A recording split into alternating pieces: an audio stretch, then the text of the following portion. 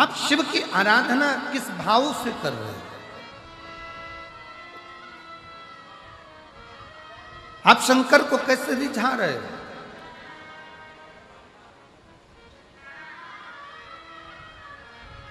मेरी जीजियों, शिव के मंदिर में केवल एक लोटा जल देने के लिए मत जाओ। शिव के मंदिर में अगर जाओ तो लोटा भर जल के साथ में अपना दिल भी बाबा को देकर आओ, तो समझो कि तुम्हारा कार्य सफल हो। केवल मंदिर में गए, जल चढ़ाया, आ गए, वो श्रेष्ठता नहीं। अपने मन से, अपने दिल से बाबा से बात तो करो। कितनी धूप है, इतनी कड़कड़ाती हुई गर्मी में आप लोग बैठकर कथा सुन रहे हो, 200-500 रुपए खर्च कर कर आए हो। कुछ नहीं तो ऑटो के 50-100 रुपए तो तुमने खर्च करे होंगे, बस का टिकट लिया होगा 100-150-200 रुपए का, तब जाकर यहाँ पहुँचे हो। अब यहाँ आने के बाद भी आप उस समय को व्यर्थ गंवा दो तो आपका जीवन बेकार है। यहाँ दीवार के अंदर गेट से प्रवेश जब तुम अंदर करो, गेट से प्रवेश करते समय तुम अपने भीतर का अहंकार, अपने घर छोड़ो और बैठकर बाबा से प्रार्थना करो, बाबा मैं अपने दिल से आपको निवेदन करने आई हूँ कि मेरे मन की ये मुराद है। बाबा मैंने आपका स्मरण किया है, बाबा मैंने अरदास करी है, आप उसको स्वीकार करना। और मेरे बाबा अगली बार जब कथा हो तो इस व्यासपीठ पर मेरा भी पत्र पहुंचे, ऐसी करुणा कर। तो स्वीकार।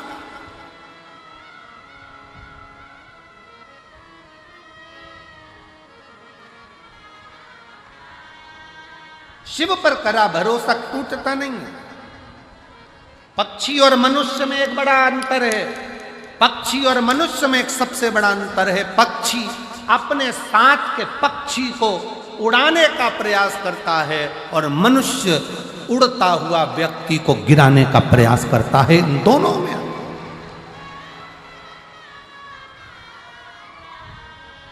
पक्षी और मनुष्य में बड़ा अंतर है।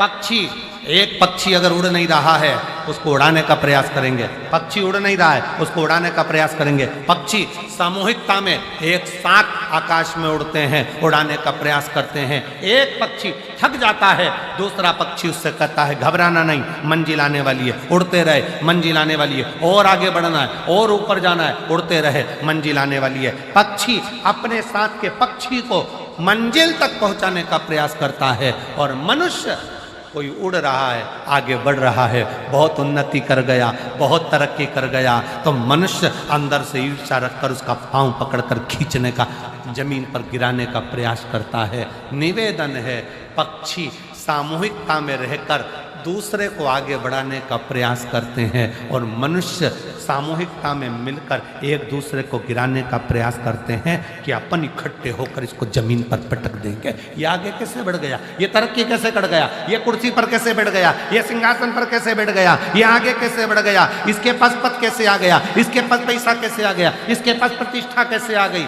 उसको दिखता नहीं है कि उसने पूर्व में मेहनत कितनी करी है, उसको दिखता नहीं है कि उसने संघर्ष कितना करा, बस गिरा रहा।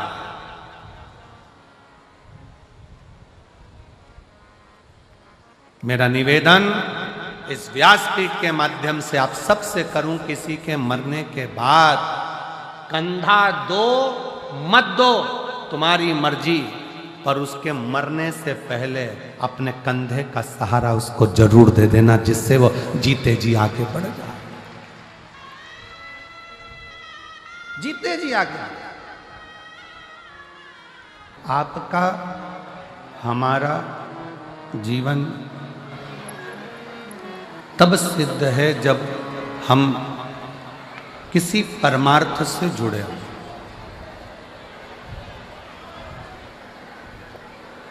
कितना सुंदर कहा है किसी ने कि समय,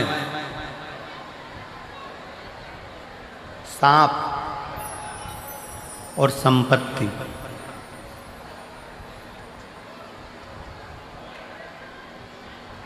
कितना सुंदर कहा है कि समय सांप और संपत्ति, ये तीनों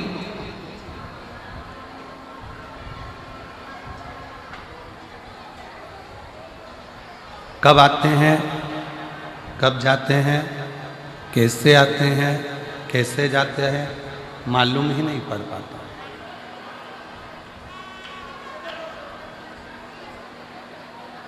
कैसे आएगा, कैसे जाएगा, कब आएगा, कब जाएगा, कैसे आएगा, कैसे जाएगा, ये कोई नहीं जानता। मेरी जीजियों, मेरे जीजाओं, मेरी बेटियों, बेटाओं, मेरी माताओं, मेरे भाई, अपनी बुद्धि में एक बात बिठा कर रखना। अपने बठिंडा में भी देखिएगा कि कोई कोई स्थान ऐसा होगा जहाँ पर लोग कचरा डालते होंगे, कूड़ा डालते होंगे, मिट्टी पड़ी रहती होगी, कचरा पड़ा रहता होगा, कूड़ा पड़ा रहता होगा, गंदगी पड़ी रहती होगी। पर एक दिन ऐसा आता है कि वहाँ पर भी एक बड़ा सा महल खड़ा हो जाता है।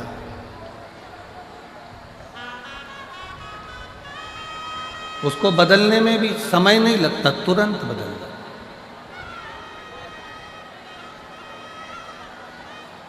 अपने भीतर कभी भी ये दुख उत्पन्न मत करो कि मेरा समय कब बदलेगा, भगवान ना जाने मेरा कब समय बदलेगा। किसी को गए हाथ दिखाया, किसी को गए पत्रिका दिखाया, किसी से पूछा कि हमें रतन बता दो, माणिक बता दो, मोती बता दो, औषधि बता दो। फिर किसी के पास पहुँचे, हमारा भाग्य बता दो कि कैसा रहेगा, हमारा भाग्य कैसा होगा। हम बहुत दुखी हैं, बहुत कष्ट में हैं, बहुत तकलीफ में हैं। शिव महापुराण की कथा कर रही, अपना हाथ किसी को दिखाने से अच्छा है अपने हाथ में एक लोटा जल पकड़ो, शंकर जी के चढ़ाओ और वह हाथ शिव जी को पकड़ाओ।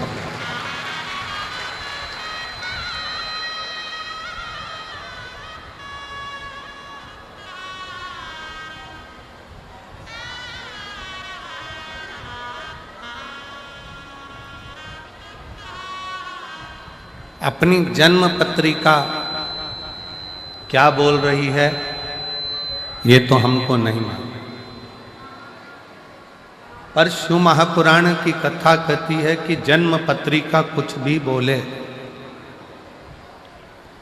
जन्म पत्रिका आपकी कुछ भी बोले, पर यदि आपकी लगन, आपकी मेहनत, आपका कर्म, आप अच्छी 4 गुनी मेहनत के साथ करोगे तो पत्रिका के भी ग्रह बदलने की सामर्थ्यता तुम में है।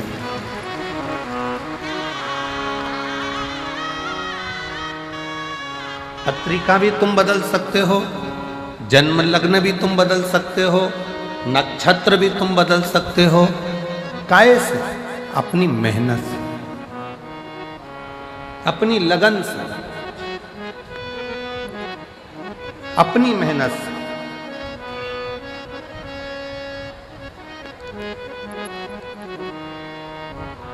दुनिया में ऐसा कौन सा काम है जो नहीं हो सकता? हम पहले भी कथा में कहे हैं, आज फिर कहते हैं, बस अपना कर्म करते चलो और भूलते चलो।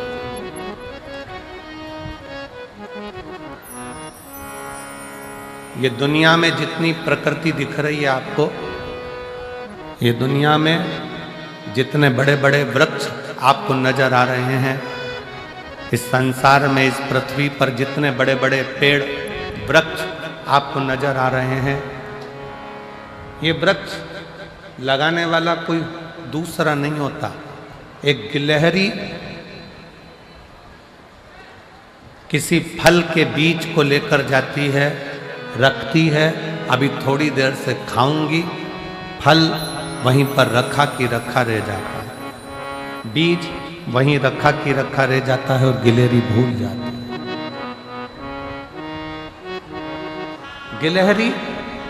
फिर किसी बीज को पकड़ कर लाती है गिलहरी, फिर किसी बीज को उठा कर लाती है, उसे रखती है, थोड़ी देर से खाऊंगी, और वो बीज वहीं पर भूल जाती है। आखिरी में होता क्या है, गिलहरी जो बीज भूल कर गई है वही बीज एक दिन वृक्ष का रूप ले लेता है और दुनिया में फल भी देता है और छाया भी देता है।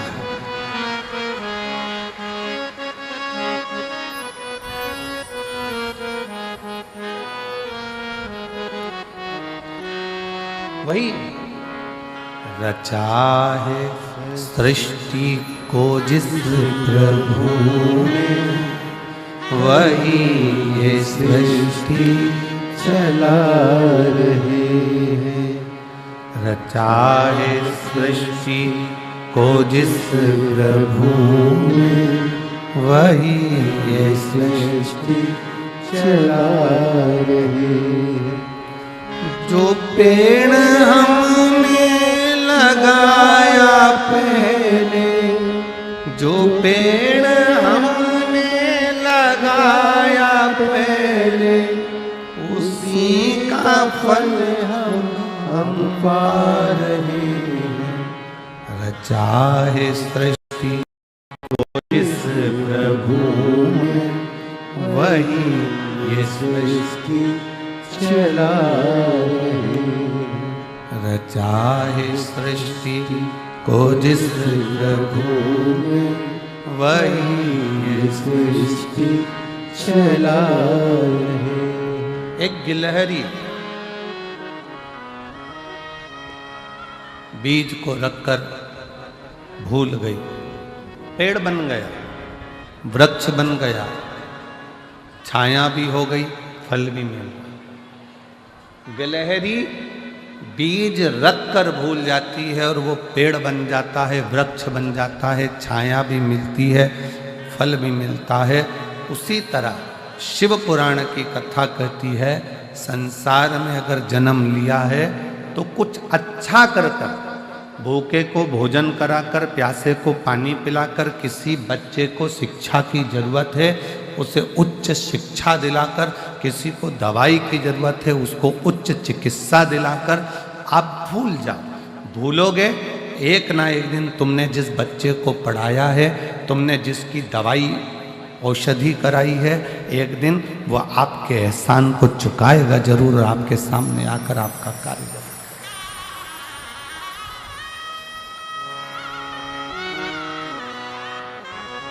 सत्कर्म करो और भूलो।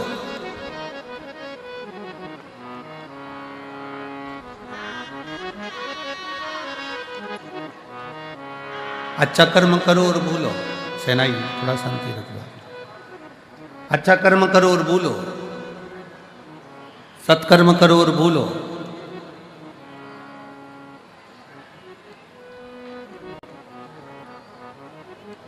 शिव महापुराण की कथा तो यहाँ तक कहती है कि आप अगर भगवान की भक्ति माला भी जप रहे हो ना, तो गिनकर मत जपना कि मैंने 10 जपी की, 5 जपी की, 4 जपी की, 3 जपी। अगर गिनकर भगवान का नाम लोगे तो वो भी गिनकर ही देगा। अनगिनत लीजिए तो अनगिनत देगा। श्री शिवाय नमस्तुभ्यं,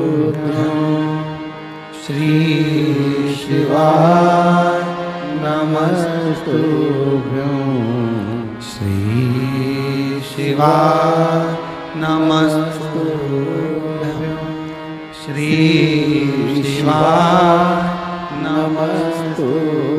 अनगिनत नाम लीजिए।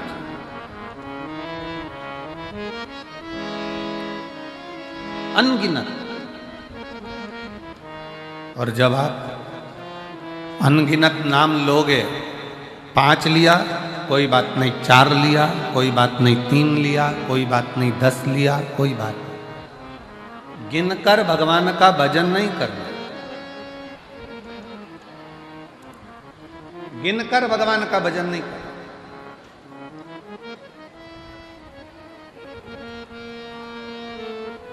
दुनिया के लोग कहते हैं नारी अबला होती, हम कहते हैं अबला अबला नहीं होती। शादी के समय पर बारात लेकर 100 लोग आते हैं और कितनी बड़ी शेरनी होगी, अकेली डोली में बैठ कर जाती है, किसी के माई के लाल में दम हो तो मिल जाए। वो तो सुआए थे, ये तो अकेली गई है। ले आधी कमरिया पे साड़ी आई, भाई अंटी की बारी क्या करना। और लोग कहे कि अबला अबला अपन को नहीं बनना, अपन जीजा भाई हैं, अपन झांसी की रानी, अपन माहिल्या भाई हैं।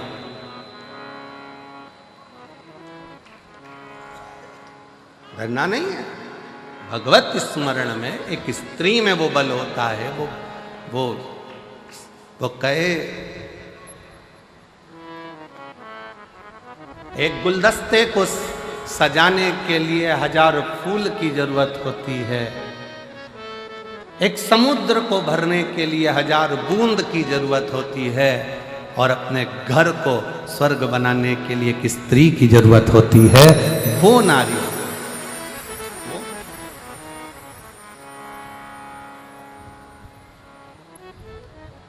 कोई कहे कि ये घर बेकार है, वास्तु दोष हो गया, ये दोष हो गया, वो दोष हो गया।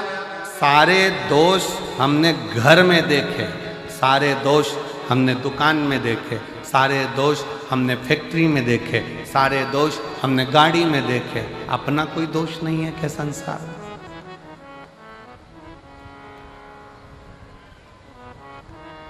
अपना भी तो दोष देखिए।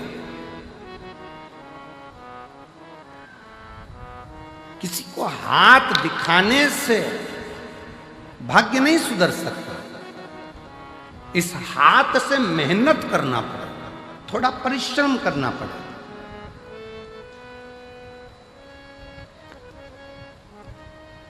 इस हाथ से 1 लोटा जल भरकर शिव के मंदिर तक, शंकर के शिवालय तक जाना पड़ेगा, शिव की चौखट तक जाना पड़ेगा। तब कहीं आपकी मेहनत, परिश्रम रंग लाए। समय, सांप और संपत्ति, ये 3 कब आते हैं कब जाते हैं पता नहीं पड़ता। सांप दिखेगा और गायब हो जाएगा, कब आएगा कब जाएगा मालूम नहीं पड़ेगा।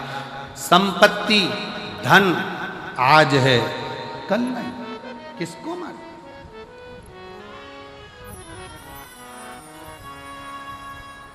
किसको पता है?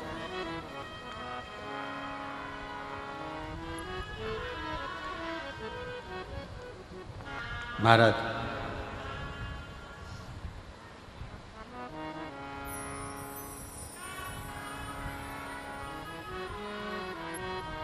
शिव महापुराण में एक बार चंचुला देवी ने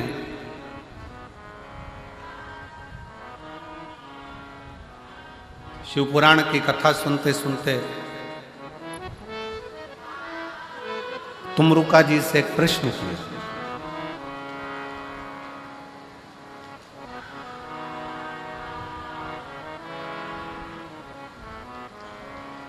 तुमरुका जी से एक प्रश्न किया।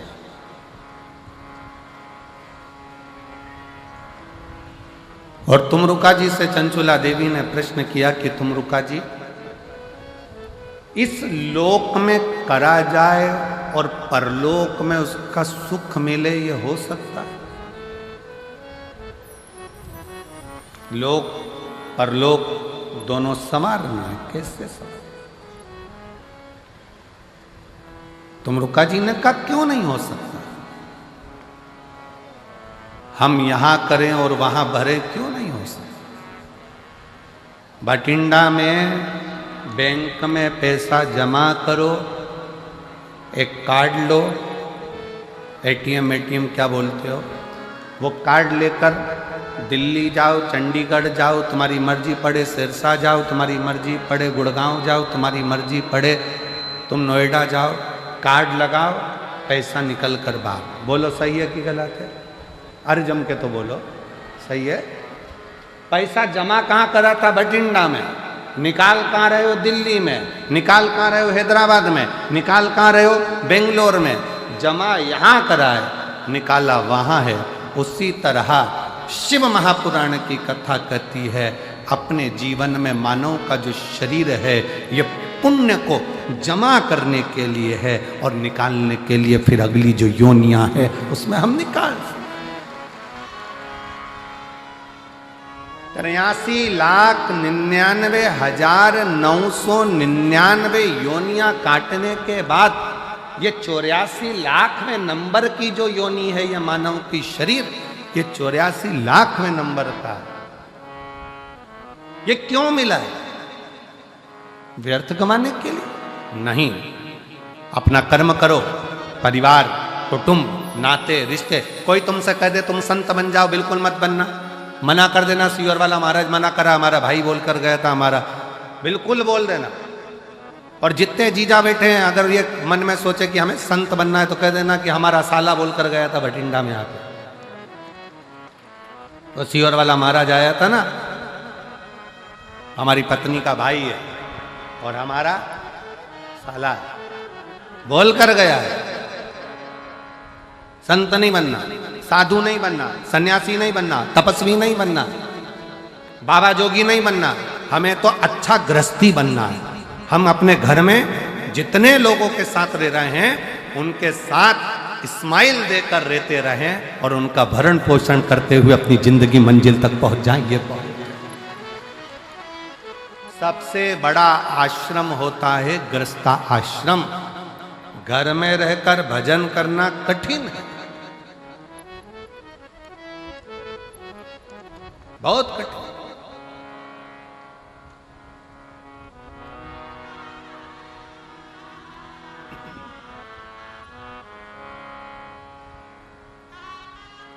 समय भी आएगा, सांप भी आएगा, संपत्ति भी आएगी, पर कब जाएगा ये किसी को नहीं, किसी के ज्ञात में नहीं है।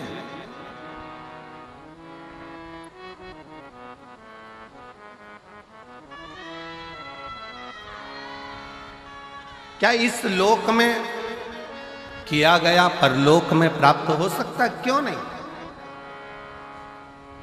करो।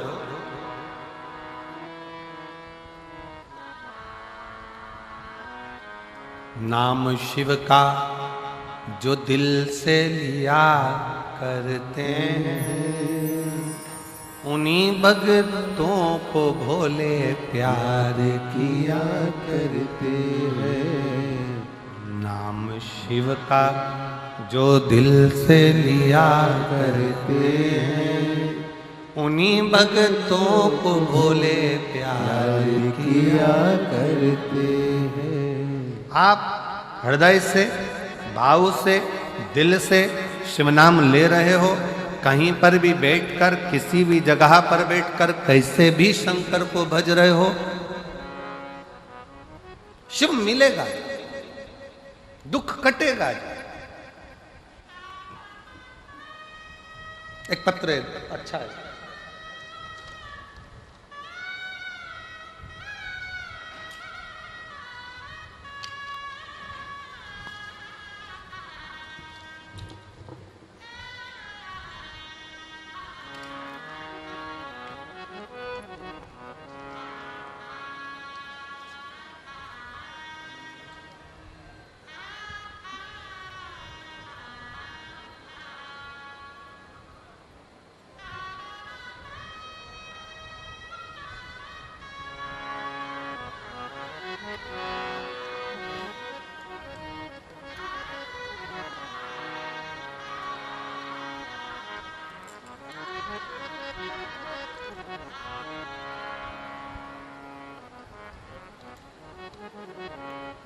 मनीषा,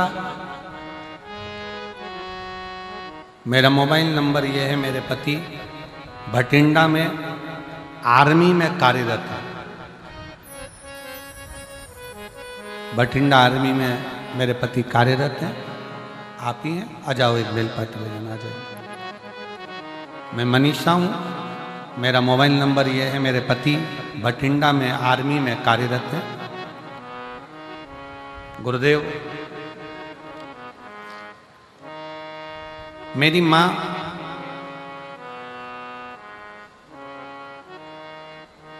की तबीयत ज़्यादा खराब हो गई। सोनोग्राफी, सीटी स्कैन करवाने पर पता चला कि उनके पेट में पानी भर गया। जांच होगी, जांच में पता चला कि उनके बच्चेदानी में कैंसर हो गया। बच्चेदानी में कैंसर हो गया। डॉक्टर ने कहा केवल लास्ट स्टेज का कैंसर है और 5% चांस है कि ये जीवित रहे। 5% से ज्यादा चांस इसके नहीं। फिर भी आप ऑपरेशन कराओ तो भी है जीवित, उतना ही रहेगी जितना बताया गया, और ना कराओ तो भी उतना ही रहेगा। फिर भी मन नहीं माना। हमने डॉक्टर साहब से कहा कि आप ऑपरेशन की तैयारी। मेरी माँ ने कहा भले तुम ऑपरेशन कराओ, डॉक्टर ने कह दिया कि मैं तो 2-3 महीने की मेहमान हूं, पर एक काम जरूर करो कि मुझे शंकर जी के मंदिर में 1 लोटा जल चढ़ाकर जल लाकर दो और बेलपत्र लाकर दो, मैं खाना प्रारंभ करूं। गुरुदेव 1 लोटा जल शिव जी को चढ़ाना प्रारंभ करा, बेलपत्र लाकर खिलाना प्रारंभ करा। डॉक्टर ने ऑपरेशन कर कर भी कह दिया था कि यह 5% है, ये इतना महीना, साल 2 साल नहीं निकाल सकती। 2 से 3 महीने निकालने की बोली थी। आज बाबा की कृपा से मेरी माँ रुद्राक्ष का जल और 1 बेलपत्र से पूर्ण तरह से स्वस्थ हो गई है और उसका शरीर काम करने लगा और आज साल हो गया।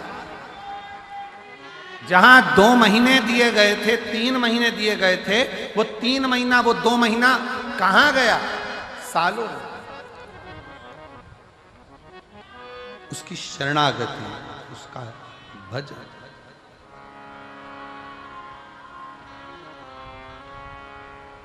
और मेरे भोले तेरा सहारा है, मेरे भोले तेरा सहारा है, मेरी नैया का तू किनारा है, मेरी नैया का तू किनारा है। मेरे बाबा तुझे पुकारा है, मेरे बाबा तुझे पुकारा है, मेरी नैया का तू किनारा है, मेरी नैया का तू किनारा है। अपने कर्म पर भी थोड़ा सा विश्वास करो, भरोसा करो, दृढ़ी बनो, शिव तत्व की ओर आगे बढ़ो। यहां करा क्या वहां मिलेगा? चंचुला देवी का प्रश्न है तुम रुक्का जी से, हमने यहां किया क्या वहां मिलेगा? क्यों नहीं?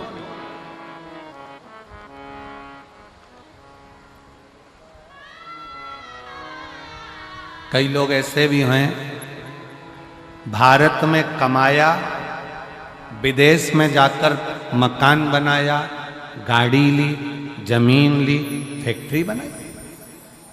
यहां कमाया, वहां जाकर जमीन, फैक्ट्री, दुकान, मकान सब करा।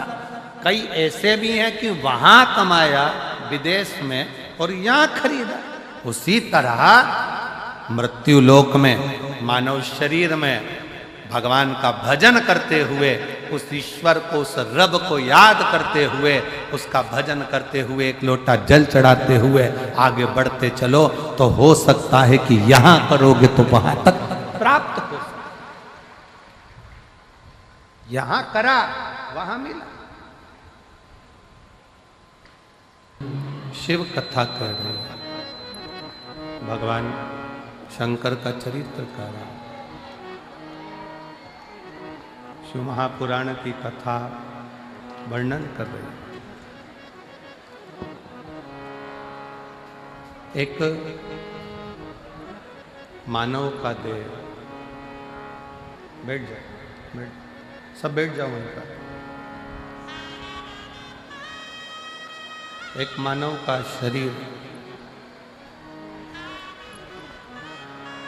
और उस मानव के शरीर में मेरे शंकर का वास है। मेरे शिव का निवास।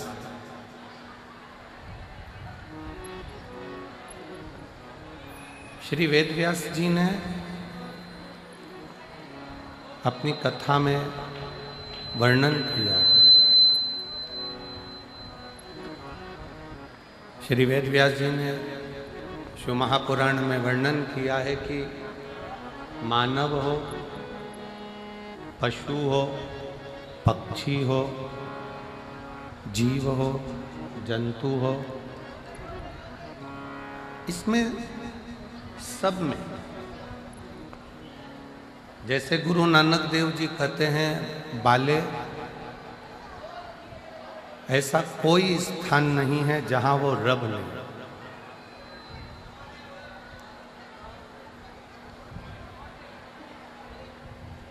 ऐसा कोई स्थान नहीं जहां पर वो रब नहीं है। उसी तरह वेदव्यास जी लिखते हैं ऐसा कोई स्थान नहीं जहां शिव नहीं है, सब में शंकर बसा हुआ है, उसको निहार।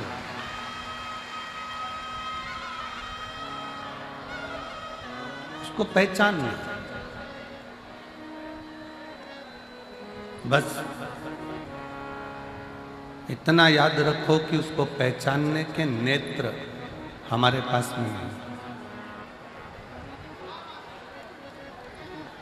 उसको देखने के नेत्र हमारे पास में नहीं।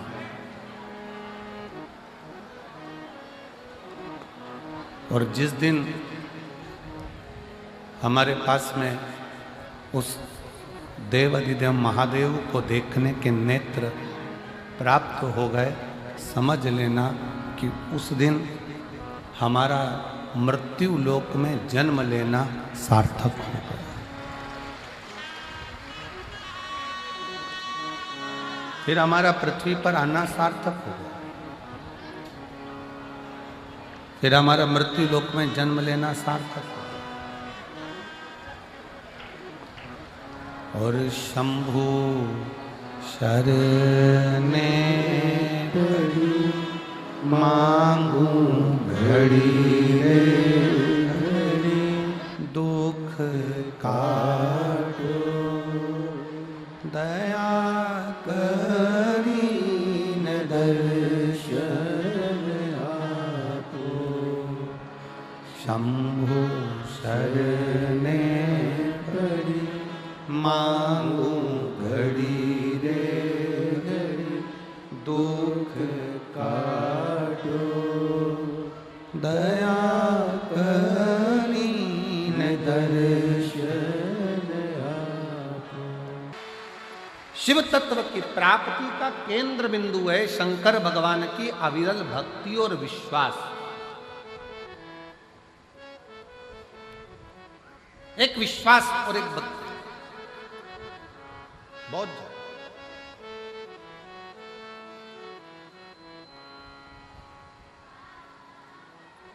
फिर कथा में वर्णन किया गया एक समय बदलता है। समय कब क्या आएगा, कैसा आएगा, क्या होगा, ये किसी को नहीं, किसी को नहीं।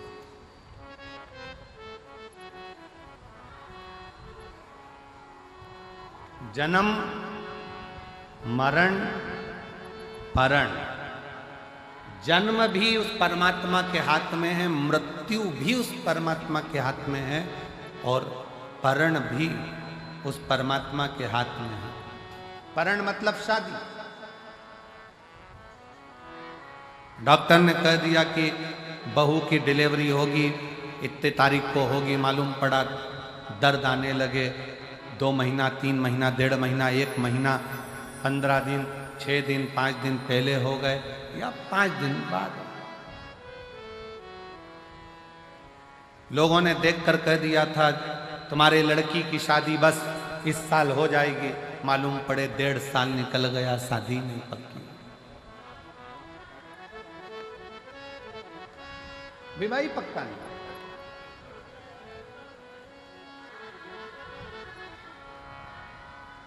डॉक्टर ने कह दिया घर ले जाओ, इनकी अंतिम सांसें चल रही है, सेवा करो, मालूम पड़े 2 साल निकल गए, 4 साल निकल गए। और किसी ने देखकर कहा था कि इनकी उम्र बहुत लंबी है, मालूम पड़ा कोरोना आया और प्राण छूट गए। किसको मालूम?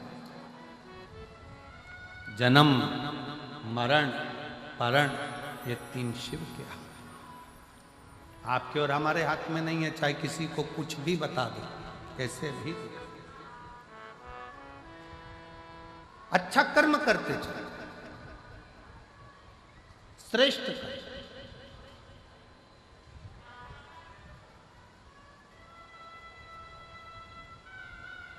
शिव कथा कर रही है, भगवान शंकर का चरित्र कर रहा है, शिव महापुराण की कथा कर रही है। समय बताकर नहीं आएगा, सांप बताकर नहीं आएगा, संपत्ति बताकर नहीं आएगी, समय बताकर नहीं जाएगा, सांप बताकर नहीं जाएगा, संपत्ति बताकर नहीं जाएगी कि कब जा रही है, कब आ रही है, कैसे आ रही है, कैसे।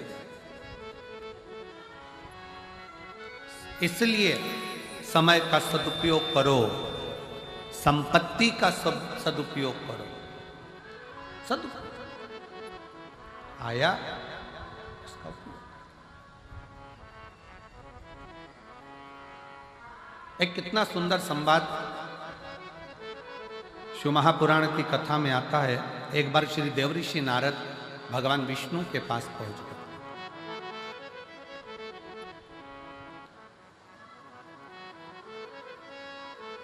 श्रीमन नारायण, श्रीमन नारायण, श्रीमन।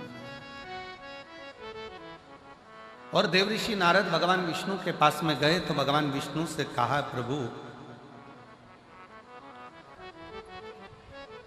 मनुष्य के पास कब समय अच्छा आता है, कब बेकार आता है, उसको मालूम नहीं पड़ पाता है।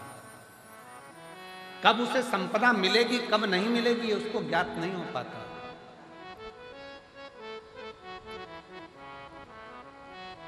बस केवल मानव मानव दिखता है, पर उसकी जिंदगी में कब बदलाव आता है ये मालूम नहीं पड़ पाता है। तो भगवान विष्णु के चेहरे पर हंसी आई, भगवान ठाका लगाकर हंस मुस्कुरा।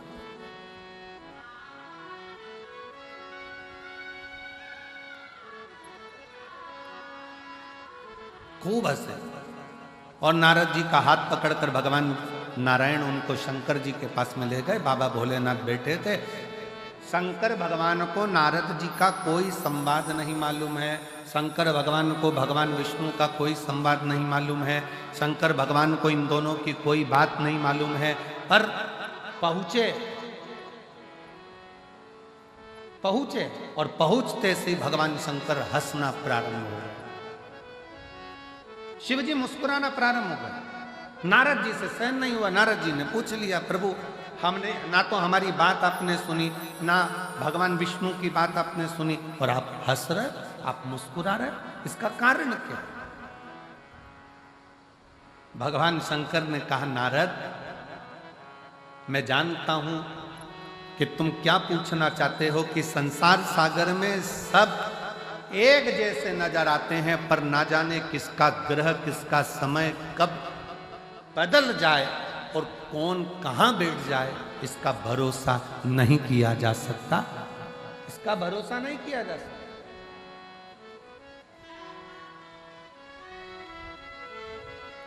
पर नारद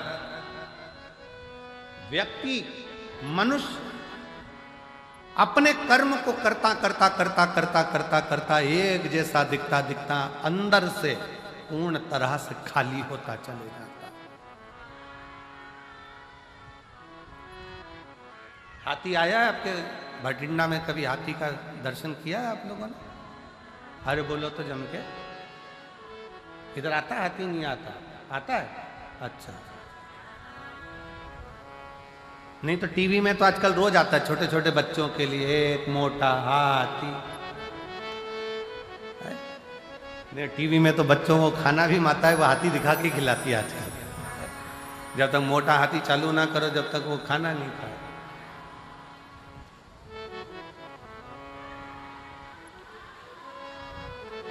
हाथी देखा होगा, हाथी को बेल का फल, यहाँ क्या बोलते हैं उसको, बेला, हाथी को अगर बेल का फल दे दिया जाए खाने के लिए तो हाथी उसको फोड़ के खाता है क्या? जम के बोलो जरा। नहीं, हाथी क्या करता है, उस बेल के फल को सूंड में लेकर मुख में उतार कर पेट में रख ले।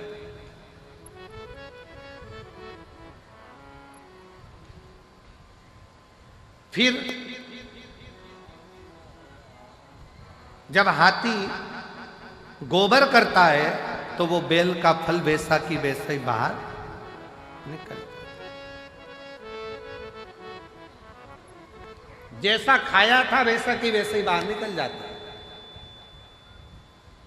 पर उस बेल के फल को आप तोड़ कर देखना, उस गोबर में से उठाकर, वो बेल के फल में अंदर गूदा नहीं रहता है, केवल खोल खोल रहती है और गूदा उसमें से चला है।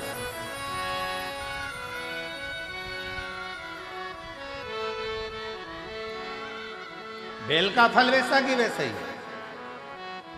हाथी को जो बेल का फल तुमने खिलाया, बेल फल जो तुमने खिलाया, वो बेल फल हाथी ने खाया। खाने के बाद हाथी उस बेल के फल को खा लिया, गोबर में वो बेल वैसा की वैसा ही जैसा तुमने खिलाया था, एक दिन 2 दिन में वो निकल गया। पर उस बेल के फल में अंदर जो गुर्दा रहता है, बेल के फल के अंदर जो गुर्दा भरा होता है, वो गुर्दा पूरा की पूरा खाली था, केवल खोल खोल थी और अंदर कोई गुर्दा नहीं, कोई गुर्दा नहीं।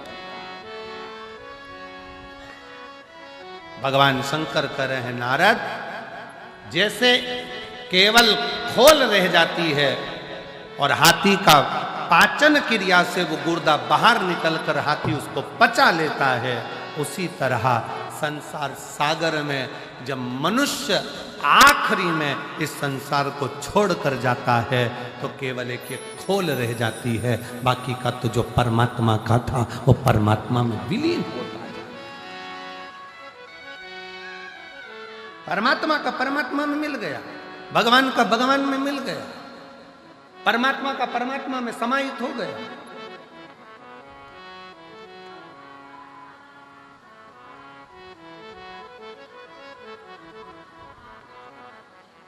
एक बेलपत्री में, एक बेलपत्र में,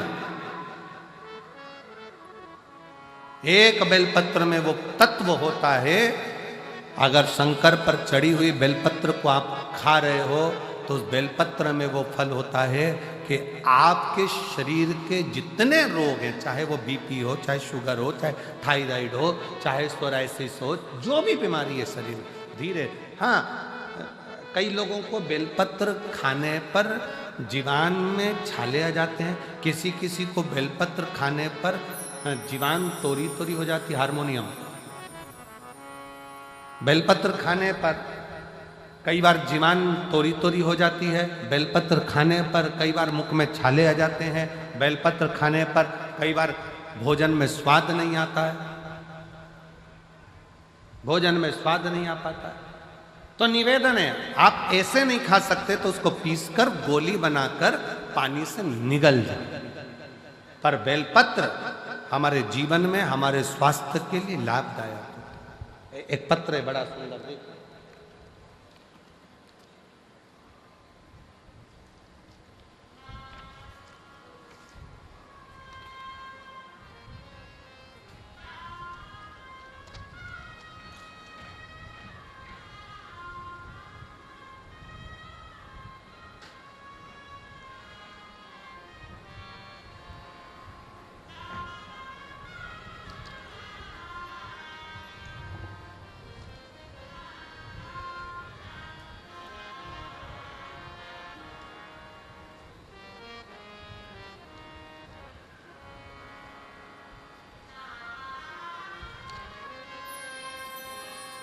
होली आ रही है, निवेदन है,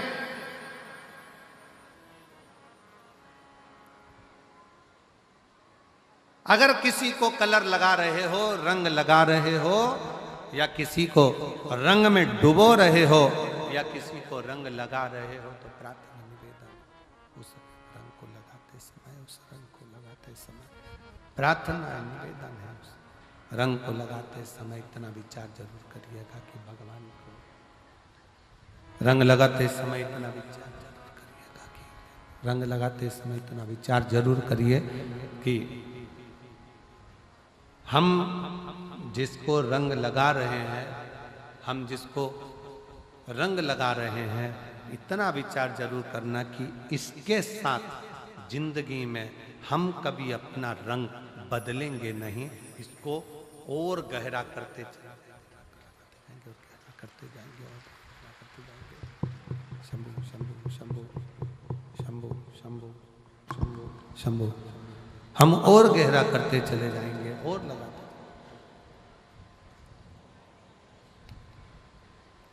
शंभु पड़ी मांगू घड़ी रे घड़ी दुख। बठिंडा से दिव्या बेटी, एक बार जोरदार ताली बजाएं। दया करी दर्शन आपो, शंभो शरण पड़ी मांगू घड़ी रे घड़ी दुख काटो। दया करी न दर्शन आपो। कलर लगाओ, खूब लगाओ, गुलाल लगाओ, खूब लगाओ, पर जिसको रंग लगा रहे हो उसमें एक प्रेम का रंग भी जोड़ो कि हम आखिरी तक ये रंग ना बदले, ये रंग ना बदले। समय बदलता रहेगा, जीवन बदलता रहेगा, पर आज के मनुष्य भी अपना रंग बदल रहे।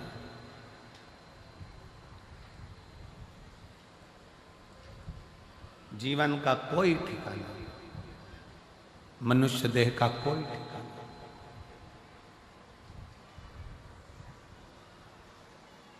माता पार्वती जी शिव जी की आराधना करती हैं, शिवलिंग का निर्माण करती हैं, पार्थिव लिंग का निर्माण करती हैं। पार्थिव लिंग का भगवान देवादिदेव महादेव से अपने हृदय का भाव शिव जी से प्रार्थना करिए, निवेदन करिए, विनय करिए। जहाँ जगह मिले वहाँ बैठकर, छाँव में, जहाँ भी जगह हो वहाँ बैठकर बाबा से अपना भाव कहिए।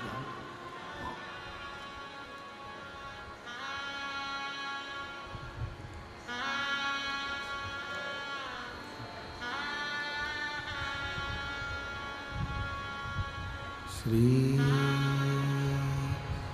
शिवाय नमस्तुभ्यं, श्री शिवाय नमस्तुभ्यं, श्री शिवाय नमस्तुभ्यं, श्री शिवाय नमस्तुभ्यं, श्री शिवाय नमस्तुभ्यं। भोला सब दुख काटो मारा, ओ भोला सब दुख काटो मारा। शिव शंकर जपो तेरी माला, भोले बाबा जपो तेरी माला। भोला सब दुख काटो मारा, ओ भोला सब दुख काटो मारा। वेश है मंगल मंगलकारी, वेश है मंगल मंगलकारी। शमशान निवासी हमारा,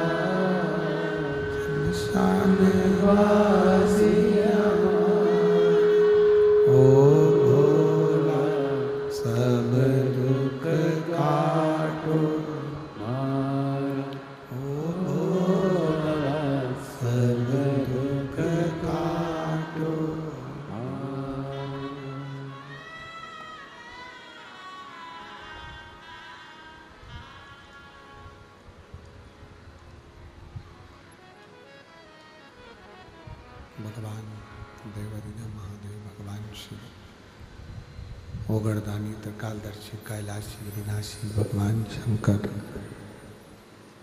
जो संपूर्ण विश्व का कल्याण करने वाले हैं, संपूर्ण जगत का उद्धार करने वाले हैं, ऐसे बाबा देवादिदेव महादेव शिव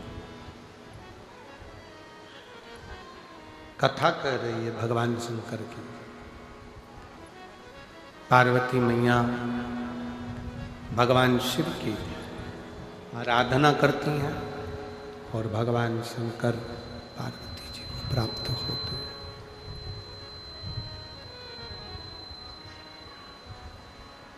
माँ जगज्जननी जगदम्बा पार्वती जी को भगवान शिव प्राप्त होते हैं।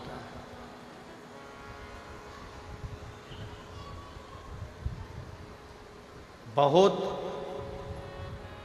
परीक्षा लेने के बाद शिव जी ने पार्वती जी को अपना बना। बहुत परीक्षा लेने के बाद भगवान शंकर ने पार्वती जी को अपना बना। मृत्यु लोक में जन्म लेने के बाद हर पल हर घड़ी जब भगवान परीक्षा ले तो समझ लेना कि वो अपना बनाना चाहता है, इसलिए वो तुम्हें तपा रहा है, थोड़ा संघर्ष करा रहा है।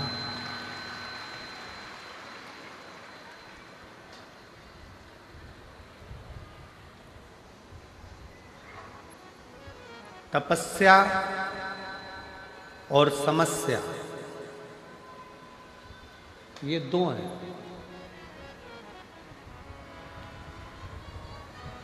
तपस्या और समस्या।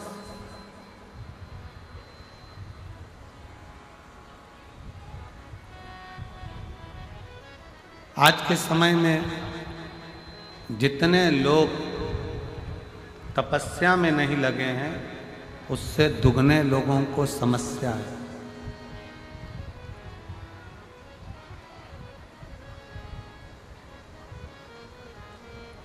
संत, साधु, सन्यासी, तपस्वी, साधक, उपासक क्यों कंदरा में जाकर बैठते हैं, क्यों एकांत में जाकर बैठते हैं, क्यों गंगा जी के घाट पर, यमुना जी के घाट पर, नर्मदा जी के घाट पर, सरयू के घाट पर क्यों बैठते हैं? तपस्या क्यों करते हैं? भगवान को पाने की।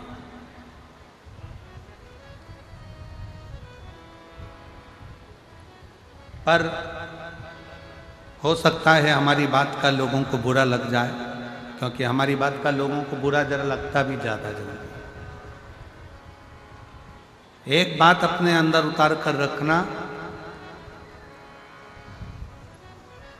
बड़े से बड़े संत से भी बड़ा आज के ज़माने में घर में रहने वाला एक व्यक्ति है, जो समस्या में घिरे होने के बाद भी कम से कम 2 मिनट बैठकर भगवान को याद तो कर रहा है।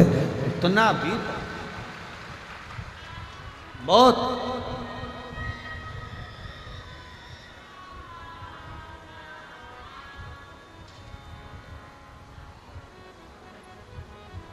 आज दुनिया की दृष्टि में लगता है कि सन्यासी, संत, साधु, तपस्वी, साधक, उपासक तपस्या में लगा हुआ है, पर अगर सही मायने में देखा जाए तो आज के जमाने में हर व्यक्ति के जीवन में समस्या बहुत बड़ी खड़ी है, बहुत।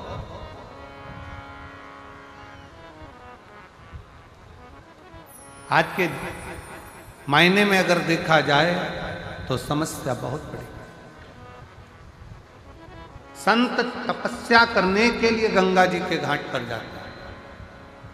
सन्यासी, साधु, तपस्वी, साधक, उपासक नर्मदा जी के घाट पर या कहीं आश्रम में या कहीं एकांत में क्यों जाते हैं? तपस्या करने। पर वो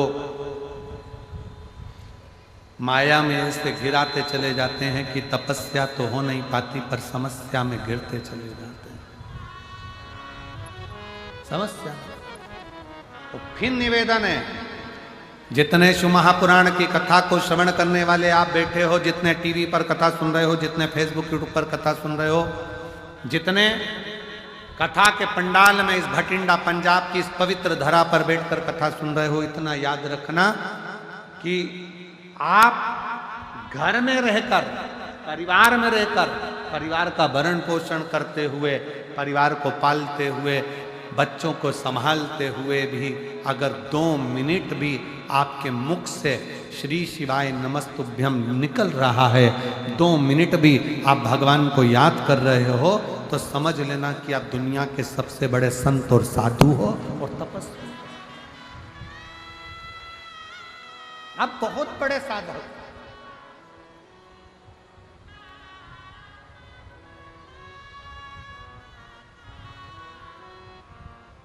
आप बहुत बड़े उपासक।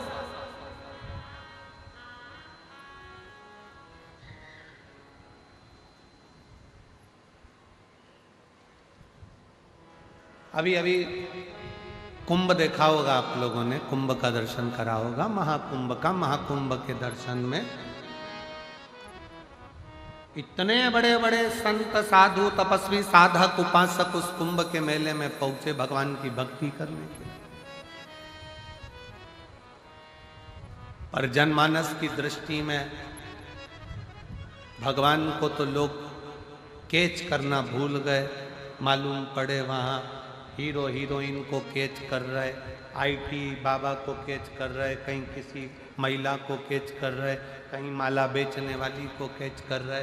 शिव महापुराण की कथा कहती है, आप अगर शिव महापुराण की कथा में आकर बैठे हो, या कुंभ के मेले में गए हो, या हरिद्वार गए हो, या 4 धाम की यात्रा करने गए हो, या भगवान का भजन करने के लिए गए हो, या जितनी देर गुरुद्वारे में आप पहुँचे हो गुरु की वाणी को श्रवण करने के लिए, मत्था टेकने के लिए, उतनी देर तुम्हारी दृष्टि में कोई दूसरा नहीं होना चाहिए। उतनी दृष्टि में केवल मेरा वाहे गुरु हो, और शिव हो, राम हो, कृष्ण हो, शंकर हो, जो तुम्हारा इष्ट हो,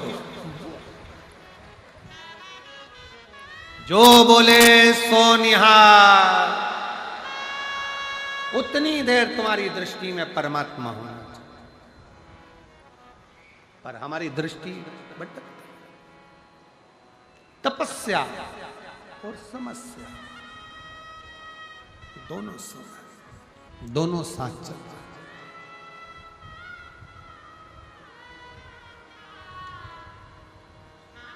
आज के युग में तो ऐसा लगता है जो तपस्या करने जाते हैं वो समस्या में फंस जाते हैं, और जो समस्या में फंसे हुए हैं वो एक दिन तपस्या में लग जाते हैं। आज का समय है। तपस्या और समस्या दोनों में अंतर है। तपस्या जरूरी नहीं है कि एकांत में बैठकर करी जाए, तपस्या जरूरी नहीं कि गंगा यमुना सरयू के घाट पर बैठकर करी जाए, तपस्या जरूरी नहीं कि पर्वत पर बैठकर करी जाए। तपस्या अपने घर में रहते हुए, परिवार में रहते हुए, माता पिता की सेवा करते हुए, पत्नी बच्चे परिवार को संभालते हुए, भगवान के नाम जाप जो मुख से निकलता जाए वो भी तपस्या से कम नहीं है। और तपस्या एक दिन शिव तक पहुंचा देती है, और समस्या एक दिन शमशान तक पहुंचा देती है। ये दोनों में, दोनों